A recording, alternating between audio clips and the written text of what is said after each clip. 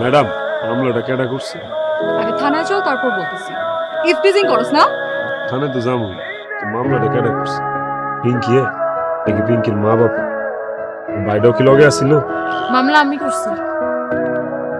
আমি করছি মামলা। তুই মামলা করছস? দেখছস আমার ভালোবাসার ক্ষমতাটা? দেখছস? হ্যাঁ, শক্তিটা দেখছস? শেষ ম্যাচ তুই আমারে জেলের ভিতরে করে মুক্তি পাইতে চাইতেছস? এত সহজে পারবি? হ্যাঁ ম্যাডাম, সারা জীবন তো শুনছেন যে মানুষ মানুষের মানুষের মতো ভালোবাসে। জীবনে কি কোনোদিন শুনছেন যে কোনো মানুষ মানুষের কুত্তার মতো ভালোবাসে? হেরে আমি কুত্তার মতো ভালোবাসি ম্যাডাম, কুত্তা। তো যেমন মনিব রে ছাড়ে না, আমিও হেরে ছাড়ি।